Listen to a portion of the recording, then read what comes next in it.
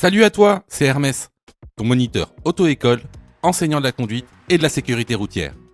Aujourd'hui, je te propose un examen complet du code de la route, commenté et corrigé. Allez, on perd pas de temps, on commence tout de suite. Question numéro 1. Dans cette situation, réponse A, je dépasse le véhicule. Réponse B, je klaxonne. Réponse C, je laisse un intervalle de 1 mètre. Réponse D, je m'arrête.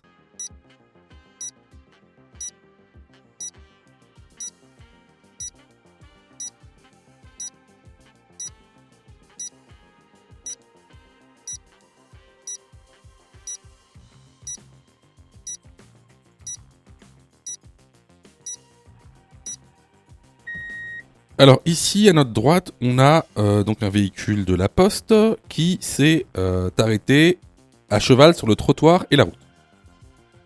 Il n'y a personne devant le feu rouge et personne qui arrive en sens inverse. Donc ici, il n'y a aucune raison de s'arrêter et il n'y a également aucune raison de klaxonner car on est en agglomération et il n'y a aucun danger imminent.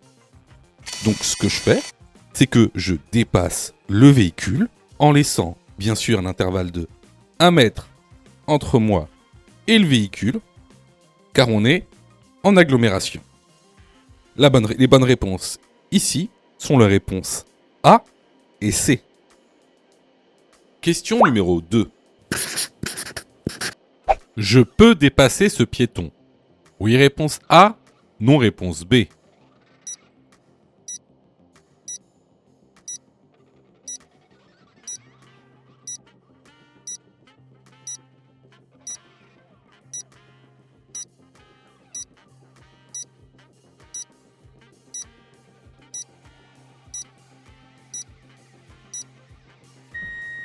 Alors, tu remarqueras que devant nous, donc, on a un piéton à droite qui prenait son chien.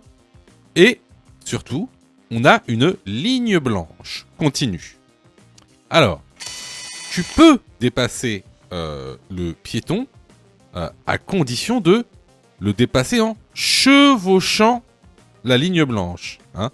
Tu n'as pas le droit de le dépasser en franchissant la ligne blanche. C'est-à-dire d'avoir les 4 roues à l'extérieur de cette ligne. Tu dois donc chevaucher, c'est-à-dire avoir 2 roues à l'intérieur de la ligne et les 2 roues à l'extérieur de la ligne. Bien sûr, il faudra respecter un intervalle de sécurité, mais ce n'est pas la question ici. Donc, ici, est-ce que je peux dépasser ce piéton? La bonne réponse est la réponse A. Question numéro 3. La voiture bleue est bien garée. Oui, réponse A. Non, réponse B.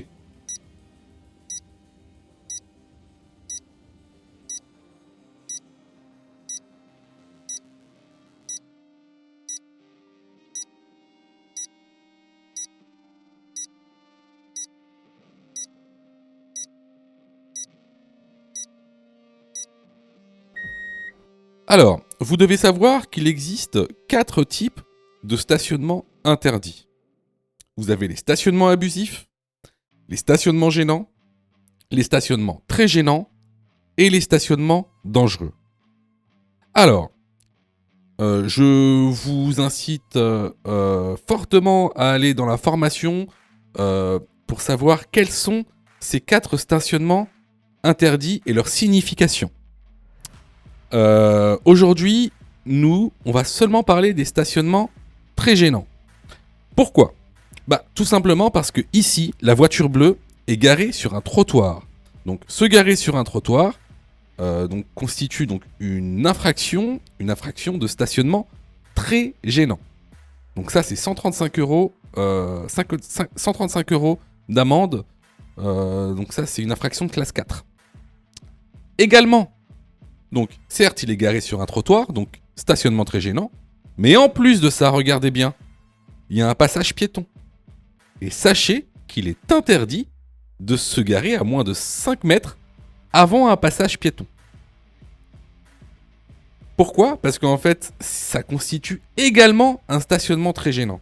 C'est-à-dire que là, si un policier veut verbaliser il va pas seulement verbaliser pour le fait que vous soyez dans un trottoir.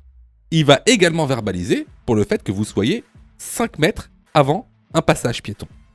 Donc là, c'est 2 amendes de 135 €. 2 amendes. Donc ici, effectivement, la bonne réponse est la réponse B. Hein. La voiture bleue est très mal garée. Question numéro 4. Dans cette situation, je klaxonne. Oui, réponse A. Non, réponse B. Je ralentis. Oui, réponse C. Non, réponse D.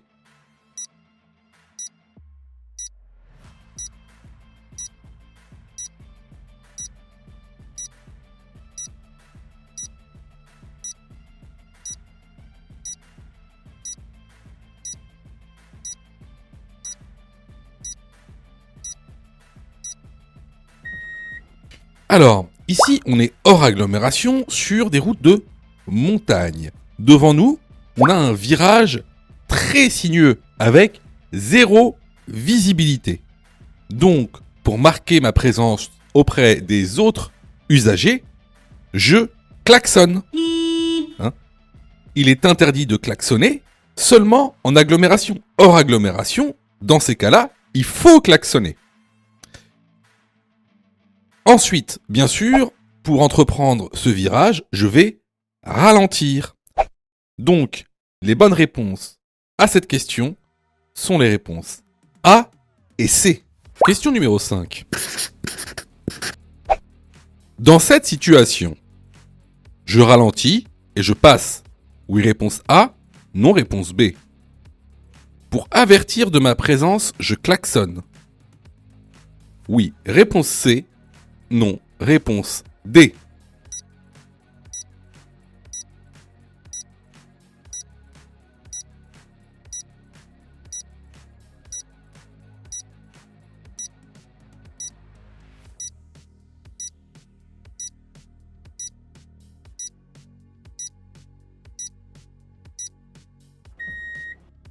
Alors, on est dans une intersection qui est régie par, ici, un stop. Donc, dans ce cas-là, je vais être obligé de marquer l'arrêt. Et pas seulement ralentir. Il faut que je marque l'arrêt au stop. Ensuite, est-ce que pour avertir de ma présence, je dois klaxonner? Non, il est strictement interdit de klaxonner en agglomération, sauf danger imminent. De plus, ici, on voit bien que on est dans une agglomération éclairée. Donc les gens me verront à l'intersection. Donc, ici, les bonnes réponses sont les réponses B et D. Question numéro 6. En conduite, le taux d'alcool contraventionnel est de réponse A, 0,2 g par litre de sang. Réponse B, 0,5 g par litre de sang.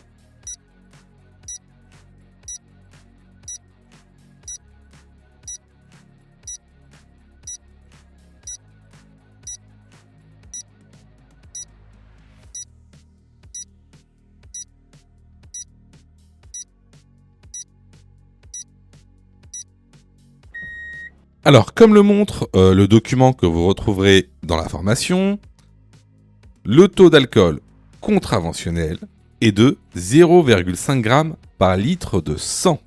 Alors, je sais que parmi vous, certains d'entre vous vont se poser plein de questions. Ils vont se dire, oui, mais la question n'a pas précisé qu'on était hors probatoire, ou alors, il y a des personnes qui vont pas comprendre ce que c'est qu'une contravention, un délit, une infraction. Alors, pour tous les gens qui se posent des questions sur cette question, je vous incite vraiment à vous former. Voilà. Parce que normalement, vous ne devriez pas vous poser ces questions. Donc ici, la bonne réponse est la réponse B. Question numéro 7. Le tramway est à l'arrêt. Réponse A, je klaxonne. Réponse B, je passe avec prudence. Réponse C, je m'arrête.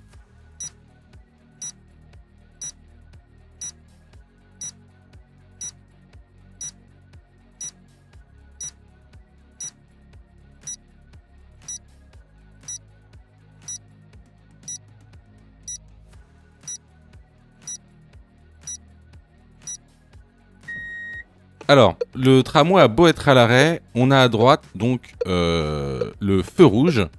Donc effectivement, ici, il ne sert à rien de klaxonner. On ne peut passer avec prudence parce qu'on a un feu rouge. Donc ici, je m'arrête. La bonne réponse est la réponse C. Question numéro 8. Consommer des médicaments peut provoquer un état de somnolence. Oui, réponse A. Non, réponse B.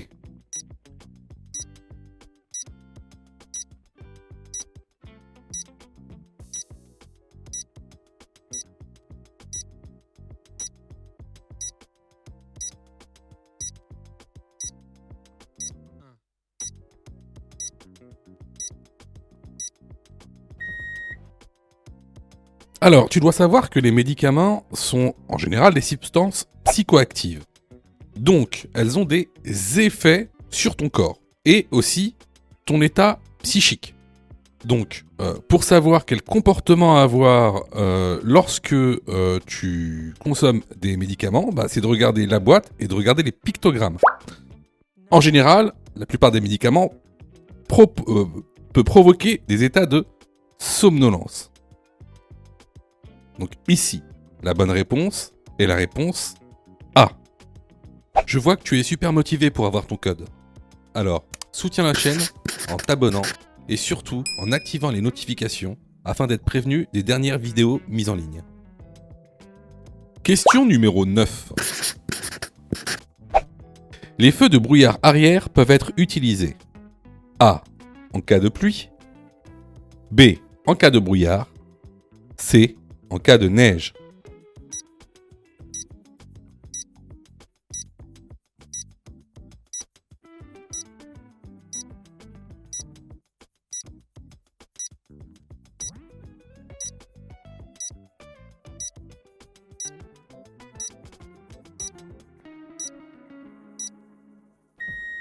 Alors, il y a un moyen mémotechnique pour savoir quand utiliser les feux de brouillard. Alors, ce moyen mémotechnique, ce n'est pas moi qui l'ai inventé. On l'utilise dans toutes les auto-écoles de France depuis que la sécurité routière existe. Alors, ce qu'on va faire, c'est qu'on va prendre un BN, d'accord, et on va considérer que le BN est une voiture. Ok? Donc, à l'avant, il y a les parents. Et à l'avant, les parents vont à la BNP. Brouillard, neige, pluie. Donc les feux de brouillard avant, on peut les utiliser en cas de brouillard, de neige et de pluie. Les enfants, eux, sont à l'arrière et mangent des BN. Donc, BN pour brouillard et neige. Donc les feux de brouillard arrière, on les utilise en cas de brouillard et de neige. Donc, ici, les bonnes réponses sont les réponses B et C. Question numéro 10. Je vérifie la pression de la roue de secours. Réponse A, une fois par an. Réponse B, à chaque fois que je contrôle les autres roues.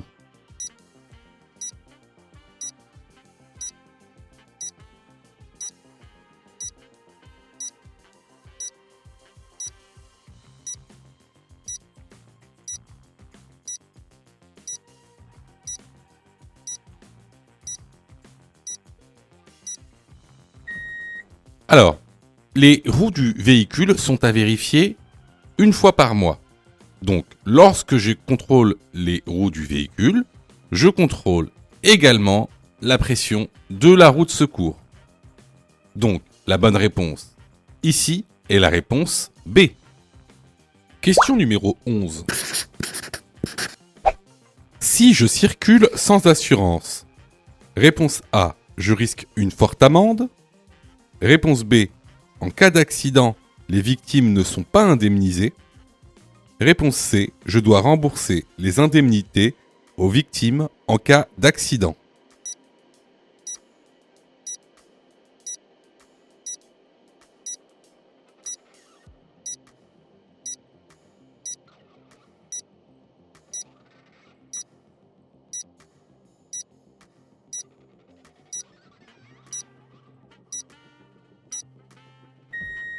Alors, déjà, ça c'est sûr, si tu circules sans assurance, tu risques une très forte amende.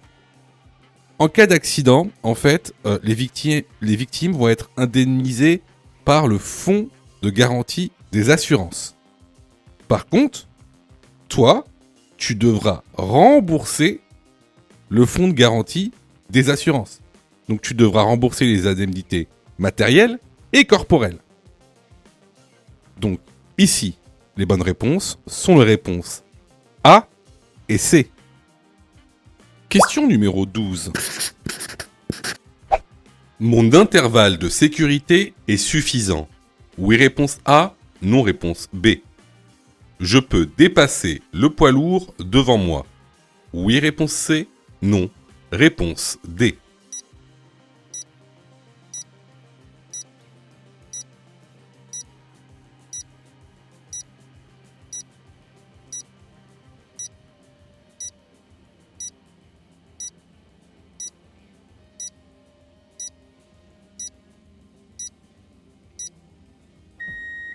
Alors, concernant l'intervalle de sécurité, donc question redondante, qui va sûrement vous être posée à l'examen. Comment faire pour savoir si on respecte cette distance de sécurité? On regarde les lignes de rive à droite. Ici, on voit qu'il n'y a même pas une demi-ligne de rive, donc on n'a pas les deux lignes de rive qui nous séparent avec le véhicule qui est devant nous, donc mon intervalle de sécurité n'est pas suffisant. De toute façon, on aurait pu le voir même visuellement, hein. On est beaucoup trop près, on roule à 86 km/h. Ensuite, est-ce que je peux dépasser le poids lourd? Ben non. Pourquoi? Parce qu'on peut remarquer sur le rétroviseur extérieur gauche qu'il y a un véhicule qui est en train de nous dépasser, en tout cas qui est très très proche de nous. Donc, ici, les bonnes réponses vont être les réponses B et D. Question numéro 13. À bord d'un véhicule, porter sa ceinture de sécurité est obligatoire. Oui, réponse A, non, réponse B. J'encours une amende si je ne la porte pas. Oui, réponse C, non, réponse D.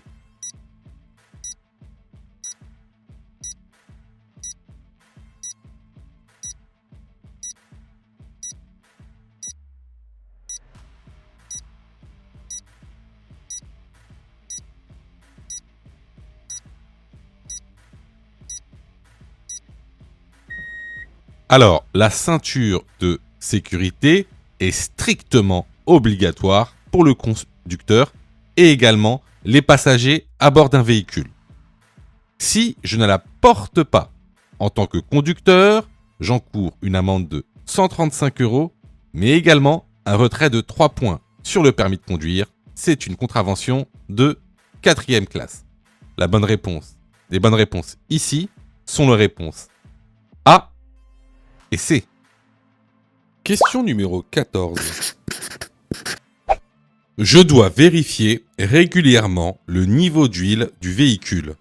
Oui, réponse A, non, réponse B.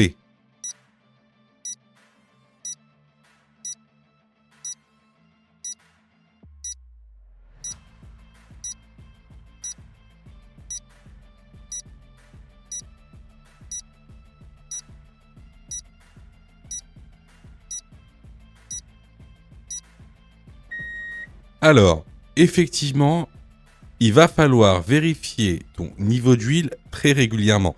Alors, régulièrement, ça va dépendre vraiment de l'utilisation que tu as de ton véhicule. À savoir que la jauge du réservoir euh, du réservoir d'huile doit être remplie entre le maximum et le minimum.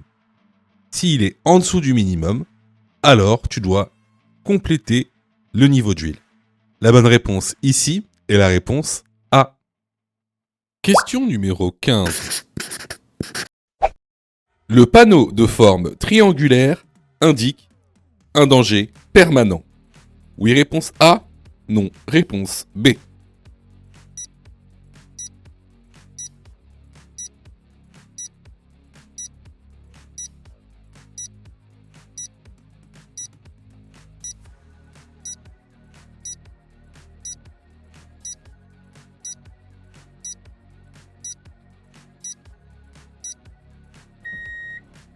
Alors, comme tu le vois ici, le panneau de danger qui annonce un Dodan ou Cassis est sur fond jaune. Donc, un panneau de danger sur fond jaune indique un danger temporaire.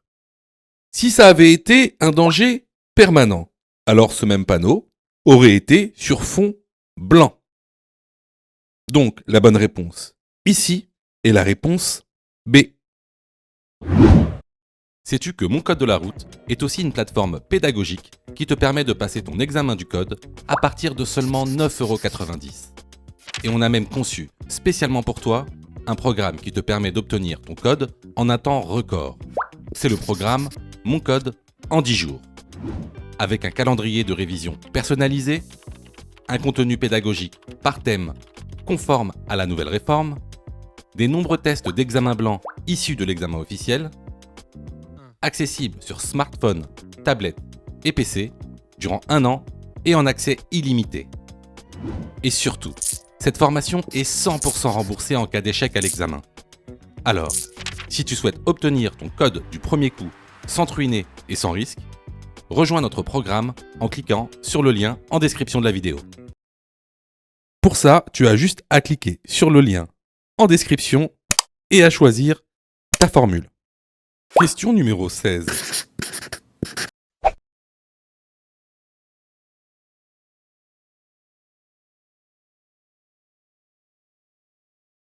Regarder dans les rétroviseurs suffit pour changer de voie.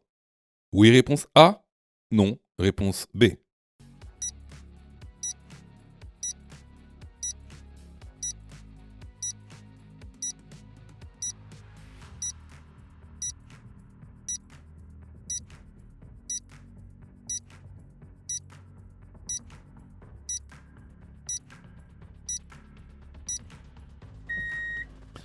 Alors on va juste jeter un petit coup d'œil sur la vidéo. Donc regardez bien là. Que ce soit sur le rétro intérieur ou extérieur, on n'observe aucune voiture à l'horizon. Ni derrière avec les rétros, ni devant. Alors, est-ce que ça suffit pour changer de voie de regarder par les rétroviseurs? Souvenez-vous, on a ce qu'on appelle les angles morts. Donc ici, là, dans la petite animation, vous voyez très bien qu'on a un angle mort dans lequel peut se trouver une voiture. Donc, ça ne suffit pas de regarder dans les rétroviseurs, il faut tourner sa tête pour regarder ce qu'il y a dans l'angle mort. Donc ici, la bonne réponse est la réponse B. Question numéro 17. L'étiquette énergie indique, entre autres, les émissions de CO2 du véhicule. Oui, réponse A. Non, réponse B.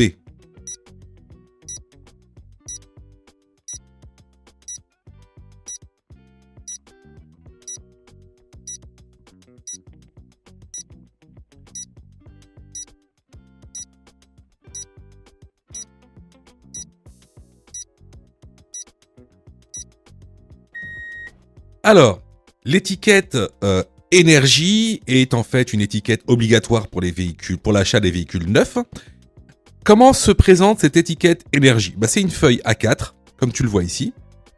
La partie haute, en fait, sera indiquée tout ce qui concerne le type de véhicule, c'est-à-dire la marque de la voiture, le modèle de la voiture, le carburant qui est utilisé pour la voiture, par exemple si c'est du diesel, de l'essence, ou si c'est une hybride, par exemple.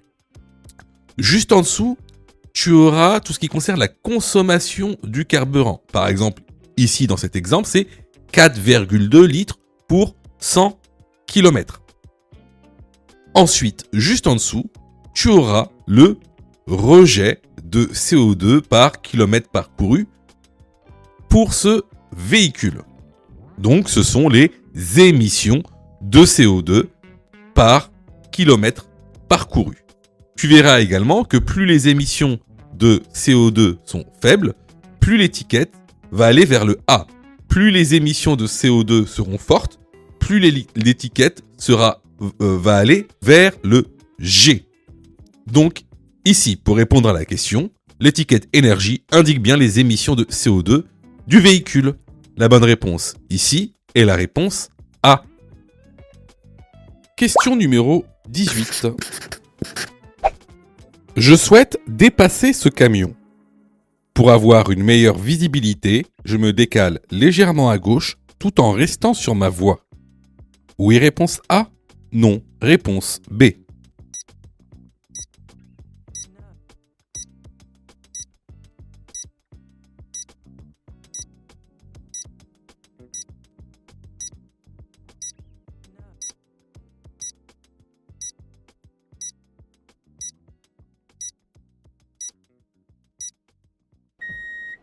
Alors, on va voir ça directement sur une animation. Alors, là, vous voyez bien, on est sur notre voie, mais à droite. Et vous voyez bien, en fait, qu'on a un manque de visibilité sur ce qui se passe devant. On a en fait un champ visuel qui est réduit, notamment par la présence du camion. Si on se décale un tout petit peu à gauche, sans bien sûr empiéter sur l'autre voie, hein, on reste sur sa voie, eh ben, ça va améliorer notre visibilité et on va pouvoir voir plus loin. Donc, effectivement, dans ce contexte-là, ce qu'on fait, c'est qu'on va se décaler légèrement à gauche, avoir une bonne visibilité pour pouvoir dépasser ce camion. La bonne réponse ici est la réponse A. Question numéro 19. Un véhicule en stationnement peut masquer la présence d'un enfant. Oui, réponse A. Non, réponse B. Dans cette situation, je ralentis pour anticiper le danger. Oui, réponse C. Non, réponse D.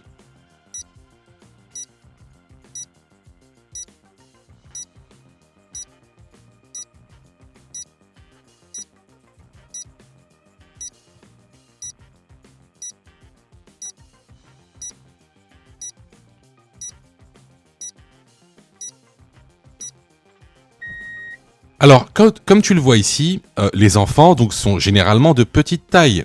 Donc, ils sont vraiment très difficiles donc, à percevoir lorsque tu conduiras.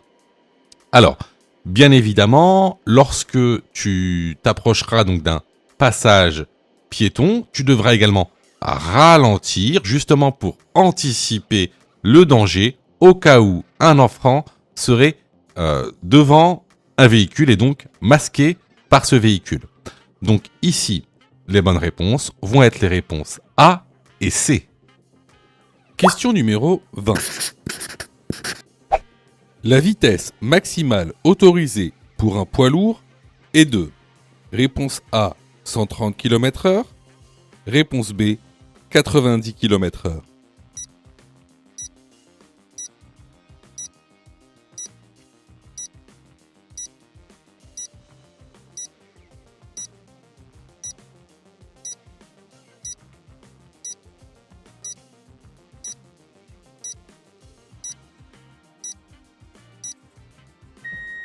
Alors, les poids lourds doivent répondre à des réglementations spécifiques en termes de poids, en termes de dimension, mais également en termes de vitesse. Donc, un poids lourd ne pourra jamais aller au-dessus de 90 km/h. Et ce, peu importe le type de route. Donc, la bonne réponse ici est la réponse B. Je vois que tu es super motivé pour avoir ton code. Alors, soutiens la chaîne en t'abonnant et surtout en activant les notifications afin d'être prévenu des dernières vidéos mises en ligne. Question numéro 21. En plaçant mon pied devant le frein, je réduis. Réponse A, la distance d'arrêt. Réponse B, la distance de freinage. Réponse C, la distance parcourue durant le temps de réaction.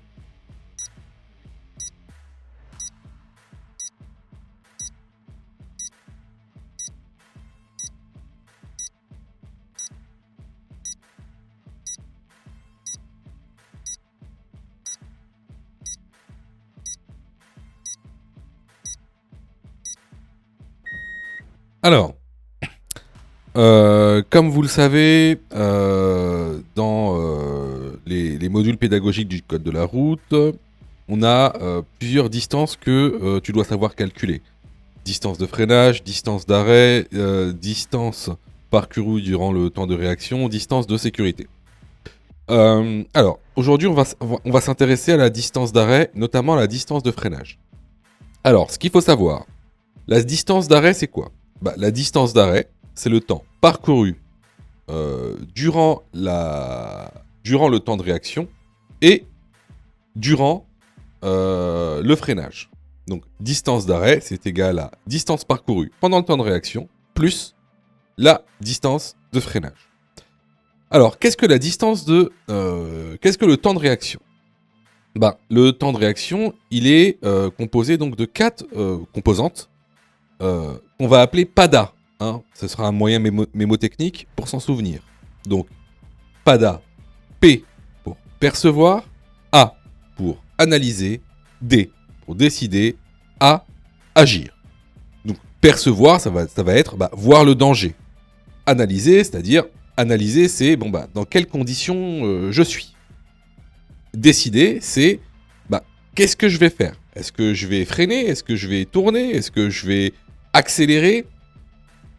Et ensuite, en dernier recours, le A pour agir. Donc c'est le moment où on agit. En général, on freine. Donc ici, si je place mon pied devant le frein, qu'est-ce que je vais faire ? Je vais réduire la distance parcourue durant le temps de réaction, parce que j'aurai déjà le pied devant le frein. Également, étant donné que la distance parcourue durant le temps de réaction fait partie de la distance d'arrêt, alors je vais aussi réduire de manière mécanique la distance d'arrêt. Donc ici, les bonnes réponses vont être les réponses A et C. Question numéro 22. Le système Start and Stop permet l'arrêt et le redémarrage automatique du véhicule. Oui, réponse A, non, réponse B.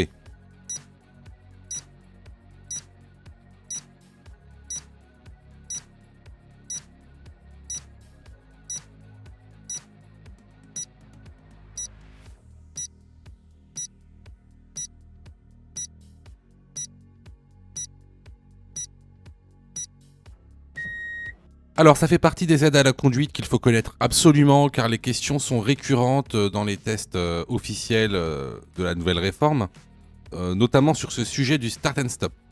Donc, je vous incite fortement à connaître toutes les aides à la conduite présentes dans un véhicule. Il y en a à peu près une dizaine. Je vous incite à les apprendre. Donc, effectivement, ici, le système Start and Stop permet l'arrêt et le redémarrage automatique du véhicule. La bonne réponse est la réponse A. Question numéro 23. Ce pictogramme indique une panne de batterie. Oui, réponse A, non, réponse B.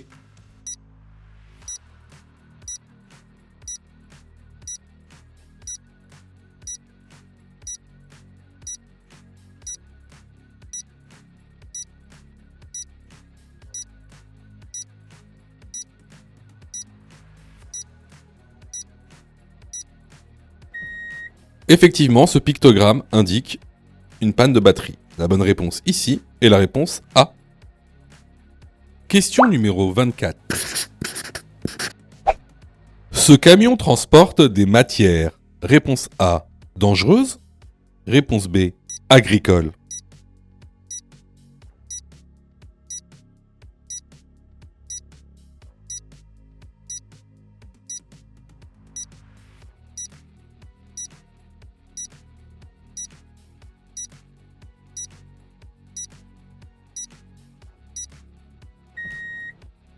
Alors, effectivement, ce camion transporte des matières dangereuses. Regarde, ici, on a un petit panneau rectangulaire orange. Alors, ce panneau, c'est ce qu'on appelle une plaque code de danger. Donc, la partie haute représente le code du danger et la partie basse représente le code matière. Donc, quand on parle de code de danger, c'est-à-dire c'est le danger encouru. Par exemple, matériaux explosifs, gaz dangereux. Et en dessous, ce qu'on appelle le code matière. Ça va être la matière correspondante. Par exemple, du chlore. Par exemple, du butane. Par exemple, de l'essence. Alors, juste à côté, si tu regardes bien, il y a un panneau losange. Alors ça, c'est ce qu'on appelle une plaque symbole de danger. En fait, c'est une plaque qui va représenter le danger encouru. Alors, il y a à peu près 9 classes de danger. Par exemple, la classe 1, où il y a marqué 1, ça va être les matières explosives. La classe 2, ça va être les gaz. La classe 3, ça va être les liquides inflammables. Et regarde, nous, sur notre camion, c'est un losange de classe 9. Alors, les losanges de classe 9, ça représente les matières et les objets dangereux. Et juste à côté, tu as aussi un autre losange qui, lui, vient préciser, en fait, la classe en disant que ces produits représentent un danger pour l'environnement. Alors, autre chose bonne à savoir, il faut savoir que ces camions qui transportent des matières dangereuses, alors, doivent apposer la plaque code de danger à l'avant et à l'arrière du véhicule. Quant à la plaque symbole de danger, elle doit être apposée à l'arrière du véhicule et sur le flanc du véhicule. Bien sûr, leur nombre dépendra de la longueur du camion. Donc ici, pour répondre à la question, effectivement, ce camion transporte des matières dangereuses. La bonne réponse est la réponse A. Question numéro 25. Je place ces bagages. Réponse A, sur le siège arrière. Réponse B, dans le coffre.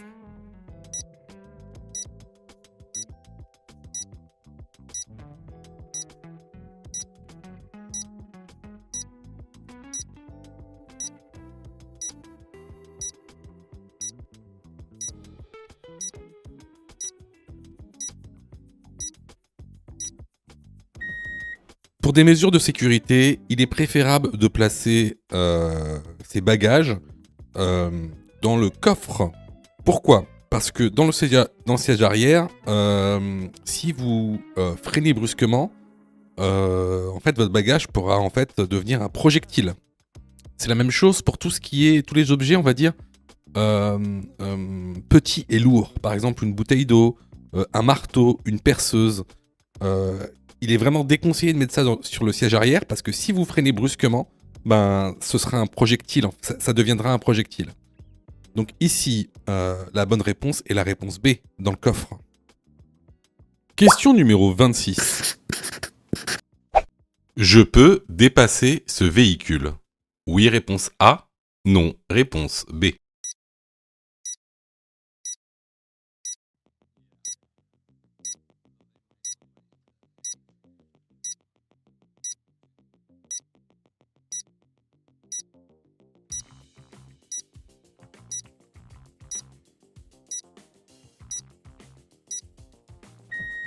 Alors, quand tu regardes la voie de gauche, tu vois très bien que c'est une voie réservée parce qu'on a des lignes discontinues épaisses. D'accord ? C'est ce qu'on appelle une voie de stockage. Cette voie est réservée aux véhicules qui tournent à gauche à l'intersection, comme le montre le marquage au sol. Donc c'est pas une voie pour dépasser. D'accord ? C'est une voie pour tourner à gauche. Donc ici, je ne peux pas dépasser ce véhicule. La bonne réponse est la réponse B. Question numéro 27. Je vais tout droit. J'ai la priorité sur les véhicules venant de droite. Oui, réponse A. Non, réponse B.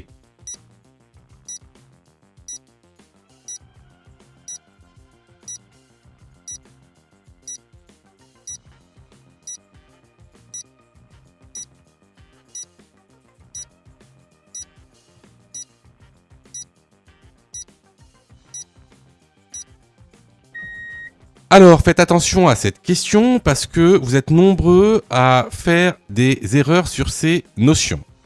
Alors, concernant les feux orange qui clignotent, vous avez deux grands cas qui vont se présenter à vous. Le premier cas, le feu clignote à l'orange en bas. Le deuxième cas, le feu qui clignote à l'orange au milieu. Commençons tout d'abord par le feu qui clignote à l'orange en bas. Alors, Si le feu clignote à l'orange en bas, ça veut dire que le feu fonctionne, mais qu'il indique un danger spécifique. C'est-à-dire que ça indique un danger. Également, il faudra aussi céder la priorité à droite pour les véhicules sur l'intersection. Concernant ensuite les feux orange qui clignotent au milieu, comme c'est le cas ici, vous allez avoir deux cas qui vont se présenter. Le cas de jour et le cas de nuit. Alors, lorsque c'est le jour et que les feux orange clignotent au milieu, ça veut dire que le feu est en panne, il ne fonctionne pas. Donc, ce qui va régir les priorités dans l'intersection, c'est la priorité à droite. Par contre, si vous êtes de nuit, donc là, le feu, en général, fonctionne. En fait, les municipalités ont mis ça en place pour fluidifier, le trafic de nuit. Donc le feu fonctionne et il faudra laisser aussi donc, le régime de priorité qui est celui de la priorité à droite.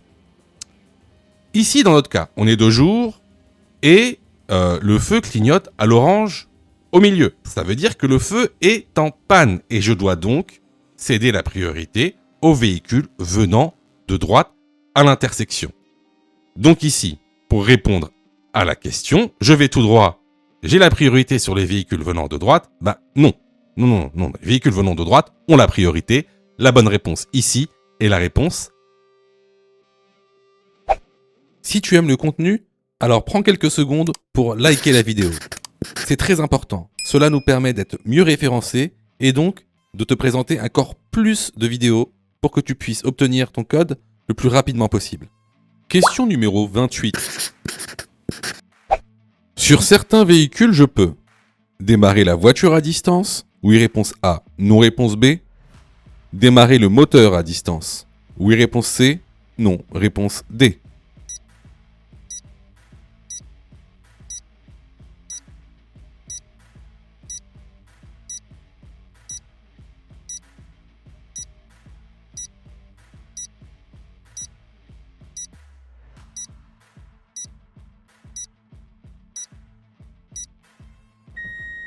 Alors effectivement, maintenant dans les nouvelles voitures, on peut faire plein de choses à distance. On peut démarrer la voiture à distance, on peut ouvrir, fermer les portières à distance, on peut aussi fermer les fenêtres à distance. Donc ici, les bonnes réponses vont être les réponses A et C. Question numéro 29. Je commence le dépassement du camion blanc. Oui, réponse A. Non, réponse B.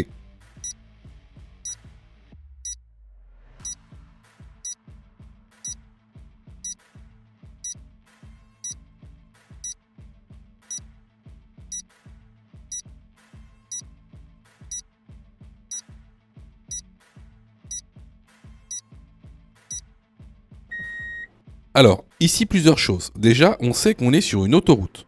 Tout simplement parce que on a un panneau sur fond bleu avec marqué au-dessus A 87. On a un camion blanc en face de nous. On sait que sur autoroute, les camions, en tout cas les véhicules d'un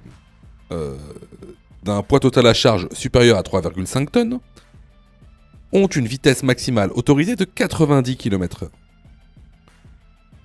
Moi, je roule, regardez, à 127 km/h. Donc, je roule automatiquement plus vite que le camion.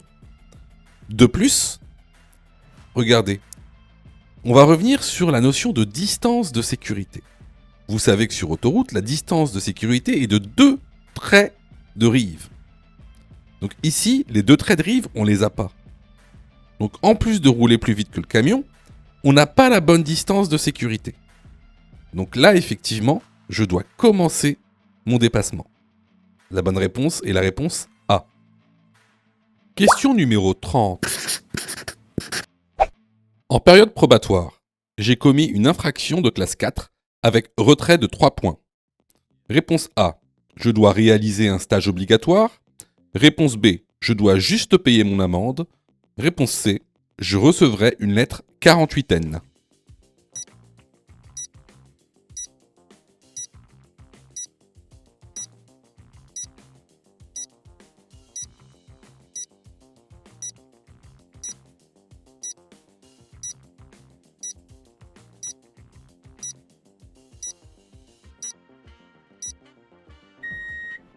Alors pour toutes les personnes en permis probatoire, vous recevrez en fait une lettre 48N qui vous préviendra de l'obligation de réaliser un stage obligatoire sous les 4 mois. Sachant que une fois le stage réalisé, vous serez remboursé de votre amende. Si vous n'effectuez pas le stage dans les 4 mois, donc vous devrez donc payer votre contravention de 135 € et vous risquez en plus de ça une suspension de permis. Donc la bonne réponse ici sont les réponses A et C. Question numéro 31. Ce panneau indique une interdiction de stationner du côté impair de la route. Oui, réponse A, non, réponse B.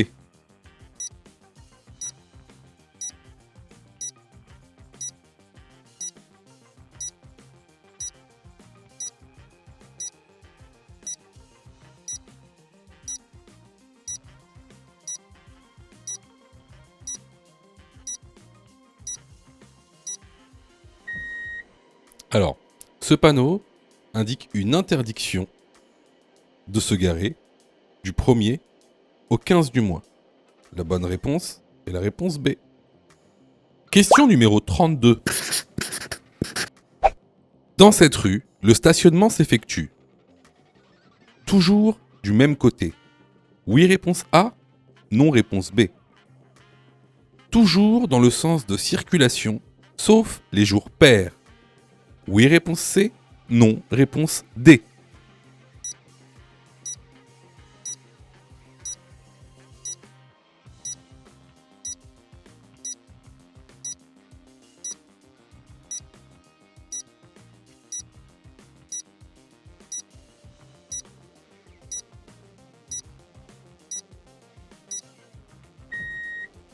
Alors, ce panneau t'indique qu'il est interdit de stationner du côté où le panneau est implanté du 16 au 31 du mois. Par contre, que l'on soit un jour pair ou impair, le stationnement s'effectue toujours dans le sens de circulation. Les bonnes réponses ici sont les réponses B et D.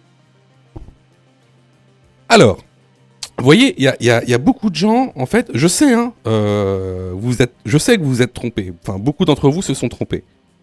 Je sais que vous passez beaucoup de temps à réviser votre code. Je le sais.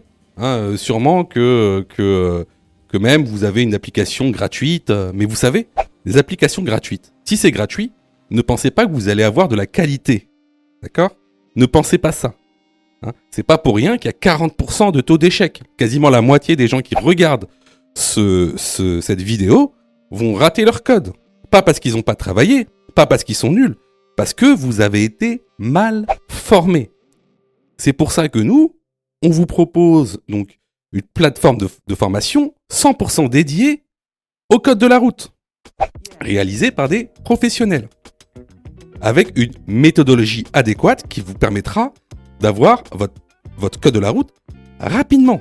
En plus de ça, vraiment ça coûte pas cher. Vous pouvez commencer à vous former pour 9,90 €. Ça c'est la formule la plus basse. Sinon, vous pouvez même choisir la formule Mon code en 10 jours. Et avec cette formule, vous êtes 100% remboursé si vous ratez votre code. Simplement en envoyant la preuve de votre échec. Donc voilà, moi un petit conseil que je vous donne, surtout si vous êtes trompé à cette question, allez dans la plateforme, formez-vous correctement, vous allez voir, ça va bien se passer. Pour ça, tu as juste à cliquer sur le lien en description et à choisir ta formule. Question numéro 33. La distance de sécurité est bonne. Oui, réponse A, non, réponse B.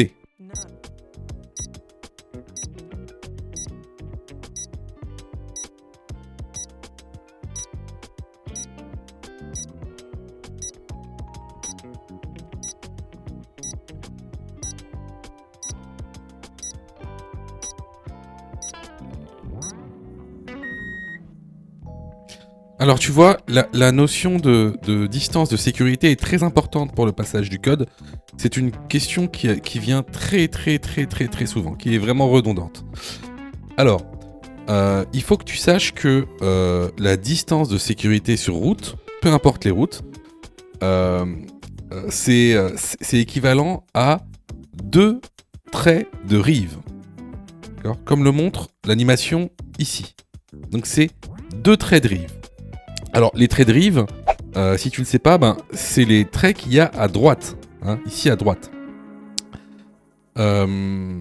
Donc là, tu vois bien que le camion, la distance qui nous sépare avec le camion est inférieure à ces 2 traits de rive.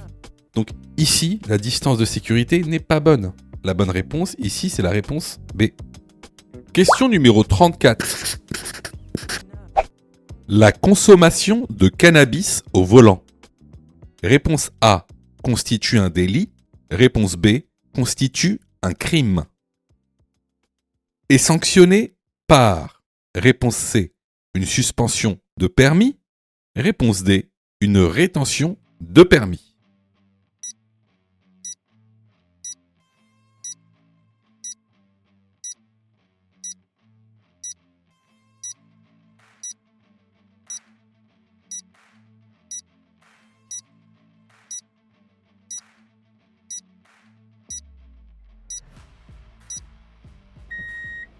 Alors, comme le montre le document que vous retrouverez dans la formation, la consommation de cannabis au volant constitue un délit.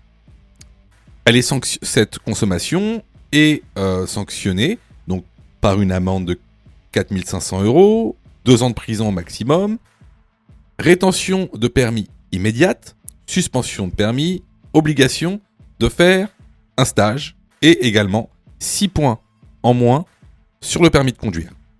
Donc, ici, les bonnes réponses sont les réponses A, C et D. Question numéro 35. Ce panneau indique une interdiction d'accès aux véhicules. A, de plus de 2 tonnes. B, de plus de 2 tonnes par essieu.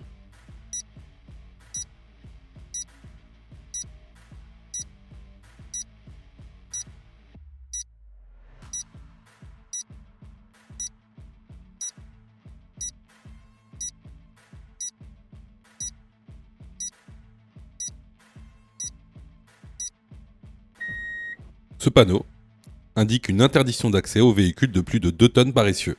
La bonne réponse est la réponse B. Merci d'avoir regardé la vidéo. Continue à t'entraîner en cliquant sur l'une des vidéos qui s'affiche. Question numéro 36.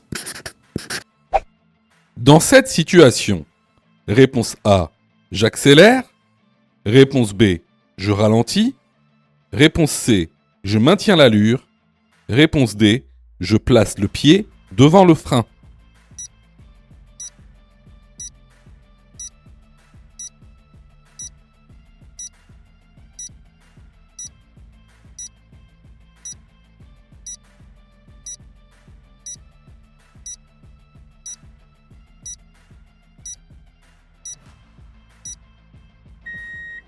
Alors, dans cette situation, regardez bien, on est à peu près à 50 mètres d'un feu qui est vert. Dans ce cas-là, vous savez que le feu peut passer au rouge à tout moment. Hein, le feu peut passer au rouge à tout moment, et s'il passe au rouge, eh ben, il va falloir s'arrêter au feu rouge. Donc, pour anticiper, qu'est-ce que je fais à l'approche d'un feu qui est vert? Je ralentis et je place mon pied devant le frein. En aucun cas, j'accélère à l'arrivée d'un feu rouge, ou même je maintiens l'allure. Je ne maintiens pas mon allure. Je ralentis un tout petit peu et je place le pied devant le frein au cas où si le feu passe au rouge. Les bonnes réponses ici sont les réponses B et D. Je vois que tu es super motivé pour avoir ton code. Alors, soutiens la chaîne en t'abonnant et surtout en activant les notifications afin d'être prévenu des dernières vidéos mises en ligne. Question numéro 37. Ce cycliste fait signe à l'automobiliste. Réponse A, de tourner à gauche. Réponse B, de tourner à droite. Réponse C, de le dépasser.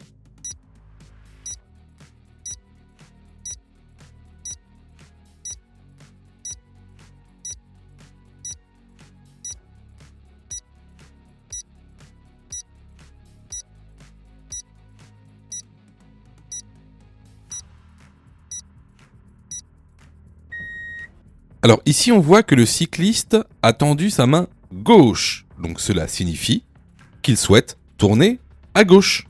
La bonne réponse ici est la réponse A. Question numéro 38. L'autonomie d'un véhicule électrique dépend de sa capacité. Oui, réponse A. Non, réponse B. De notre conduite. Oui, réponse C. Non, réponse D.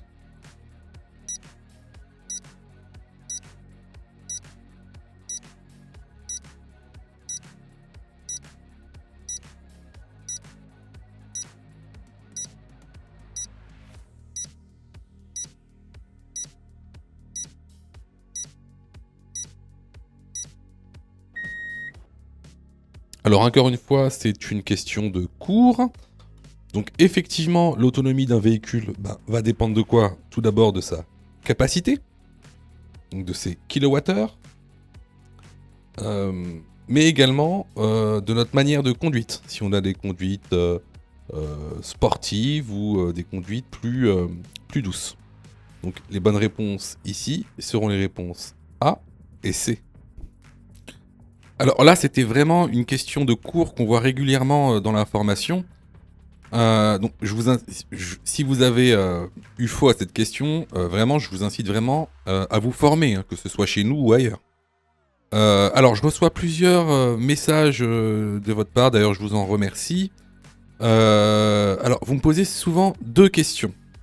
Alors, la première, c'est quand est-ce que je suis prêt pour passer mon code? Et la deuxième, c'est est-ce que je dois suivre la formation? Alors, tout d'abord, on va répondre à la première question. Quand est-ce que tu es prêt pour passer ton code? C'est très simple. Si tu fais moins de 5 fautes sur les 5 dernières séries d'examens blancs que tu as fait, alors tu es prêt à passer le code de la route. Donc attention, hein, ça veut dire qu'il faut que sur les 5 dernières séries que tu as faites, de manière consécutive, il n'y a pas une seule série où tu as fait plus de 5 fautes. Donc si tu as fait plus de 5 fautes à une seule série, il faut que tu continues à faire des examens blancs. La deuxième question. Est-ce que il serait mieux pour moi de prendre une formation? Alors, là, c'est pareil. Si tu fais 8 fautes ou plus sur les 5 dernières séries d'examens blancs que tu as faites, alors, il est vivement conseillé de te former. Ça veut tout simplement dire que il te manque certaines notions essentielles. Ça veut pas dire que tu connais pas ton cours, ça veut dire qu'il te manque des notions essentielles pour pouvoir progresser. Et clairement, c'est pas en faisant des examens blancs que tu vas progresser, tu vas même plutôt stagner. Voilà. Donc si tu as fait 8 fautes ou plus sur l'une des 5 dernières séries que tu as faites, je te conseille vivement de te former.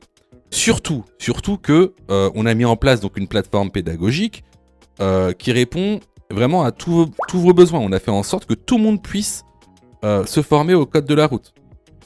Vous avez la formule standard, par exemple, qui est à 19,90 € par an. Donc vous payez une fois 19,90 € et vous avez le droit à toute la plateforme pendant un an en illimité, avec tous les cours, tous les 10 thèmes, plus de 1200 questions issues de l'examen officiel, commentées et corrigées. Vous avez pour ceux, par exemple, qui veulent passer leur code rapidement, la formule à mon code en 10 jours, pour passer son code en 10 jours, qui est à 39,90 € par an, en illimité. Et en plus, si vous ratez votre code, et ben vous êtes 100% remboursé, seulement en envoyant votre preuve d'échec. Sinon, pour ceux qui le souhaitent, vous avez la plus petite formule, la formule basique, qui est à 9,90 € par semaine. Celle-ci, c'est une formule qui est hebdomadaire, qui en général est réservée à ceux qui ont déjà passé leur code et qui ont échoué. C'est une sorte de remise à niveau. Donc, vraiment, il y en a pour tous les besoins et il y en a aussi pour tous les prix. Et c'est vraiment pas cher. Ce serait bête de rater son code alors que vous auriez pu vous former pour 9,90 €. Pour ça, tu as juste à cliquer sur le lien en description et à choisir ta formule. Question numéro 39. Il est conseillé d'augmenter les distances de sécurité. Réponse A, seulement la nuit. Réponse B, lorsque la visibilité est réduite. Réponse C, lorsque l'adhérence est réduite.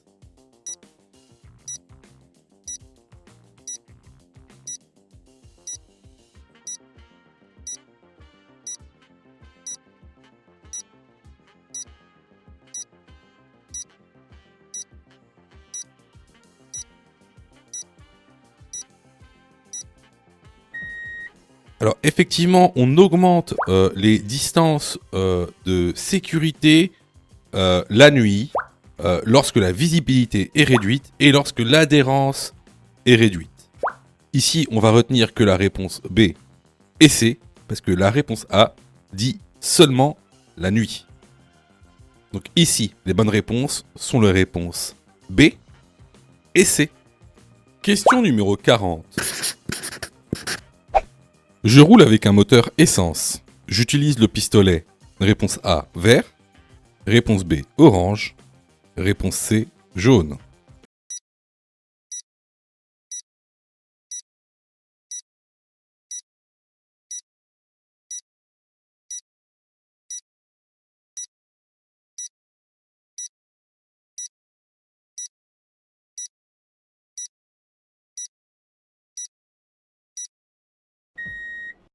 Alors, quand on roule avec un moteur essence, tu dois absolument utiliser les pistolets verts. Alors, il y en a deux, hein. Il y a le 98 et le 95. La bonne réponse ici est la réponse A. Si tu as fait 8 fautes ou plus, ne panique pas. Rejoins-nous sur notre plateforme pédagogique en ligne en cliquant sur le lien en description de la vidéo. Tu pourras alors choisir la formule qui te convient. N'oublie pas de liker la vidéo et de t'abonner pour recevoir toutes les dernières notifications.